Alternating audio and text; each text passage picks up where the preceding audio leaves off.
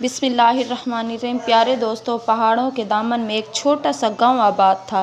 वो गांव निहायत छोटा, खूबसूरत मगर ज़माने की निगाह से छुपा हुआ था।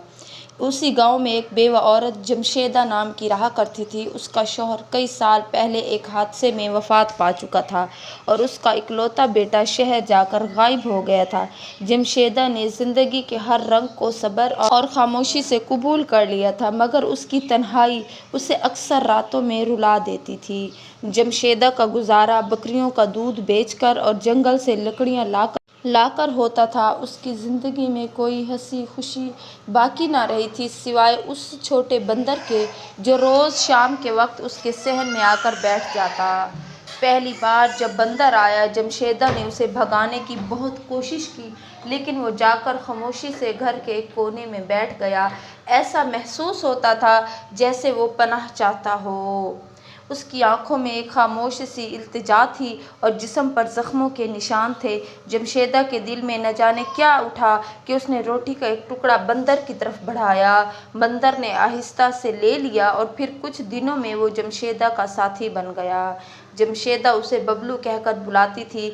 बबलू जमशेदा के साथ जंगल जाता, लकड़ियाँ उठाने में मदद करता और दिन भर उसके साथ रहता। जब वो कपड़े धोती, बबलू पानी में हाथ मारकर खुशी से उछलता और वो दोनों एक दूसरे की तन्हाई का सहारा बन गए थे। एक दिन जमशेदा जंगल में लकड़ियाँ काट रही थी कि अचानक पीछे से एक ज़ोरदार आवाज़ आई। दो नामालूम आदमी उस पर हमला आवर हुए। उनके इरादे बुरे थे। जमशेदा ने चीखने की कोशिश की, मगर जंगल सुनसान था। वो आदमी ज़ोर ज़बरदस्ती करने लगे कि अचानक बबलू एक दरख्त से छलांग मार कर नीचे उतरा और एक आदमी के चेहरे पर पंजा मारा। आदमी चीख उठा। बबलू ने दूसरे के हाथ से लकड़ी छीनी और गुस्से में उन पर हमला कर दिया। बंदर की बेखौफी और जमशेदा के लिए उसका प्यार उन आदमियों के लिए गैर मुतवक्के था। वो दोनों घबरा कर भाग निकले। जमशेदा कांप रही थी, मगर उसकी आंखों में शुक्रगुजारी के आंसू थे। उस दिन उसे महसूस हुआ कि बंदर महज एक जानवर नहीं, बल्कि उसका मुहाफिज है, शायद अल्लाह की तरफ से भेजा गया कोई फरिश्ता।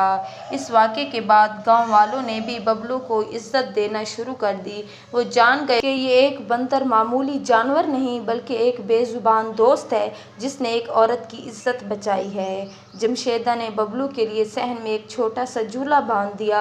वो दोनों अब न सिर्फ एक दूसरे के दुख सुख के साथी थे, बल्कि एक दूसरे के मुहाफिज भी।